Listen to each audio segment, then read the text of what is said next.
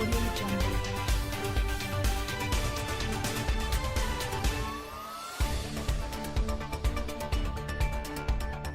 A royal commentator has claimed that the positioning of Prince Harry and Meghan Markle in Time magazine's top 100 most influential people in the world was an act of favoritism.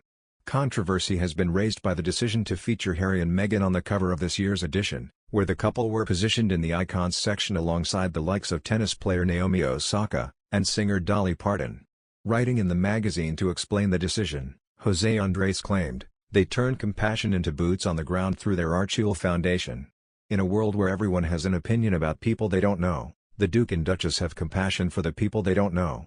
However, now, speaking to i24 News, royal expert Angela Levin has claimed that the decision was misguided.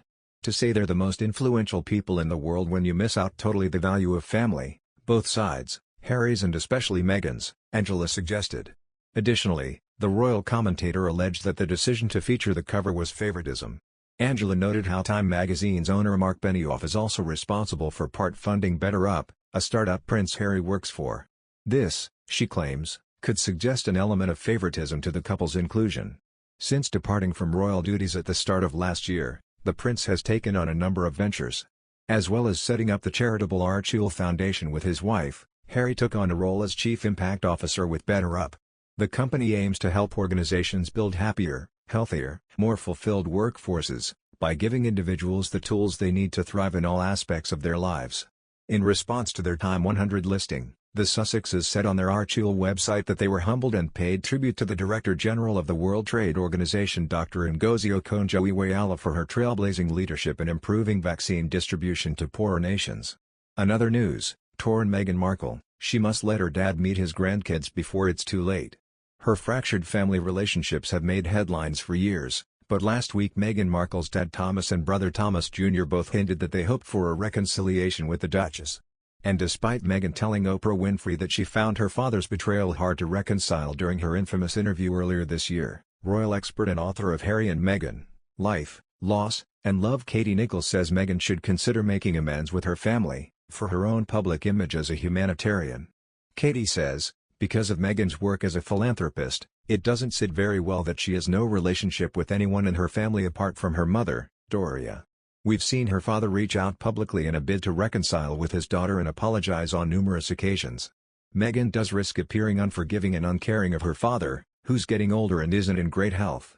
There are now 2 grandchildren Thomas Sr. hasn't met, which must be upsetting.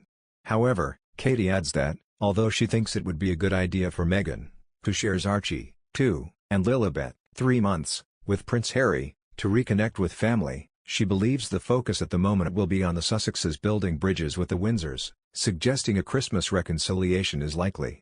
It came after Closer last week reported that Harry and Meghan were trying to salvage their relationship with the royal family, with Harry requesting to meet with the Queen during a visit to London. Katie explains, when Harry and Meghan left, they made it clear they didn't want to give up their home in Britain. They still have Frogmore Cottage and their plan was to come back to the UK. Christmas is being looked at as an opportunity. There may be a softening, which could pave the way for a healing of the family rift. It's certainly what the Queen wants. Prince Charles would like to see his grandchildren. A meet-up suggests they hope to move on and sort things out.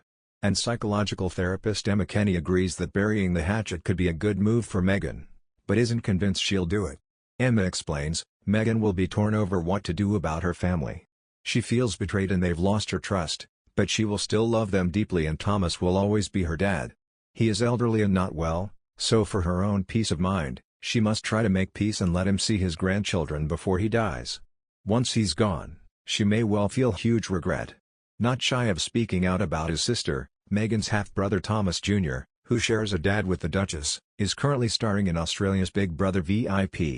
In a recent trailer for the show, the 55-year-old teases, "I'm famous for writing letters.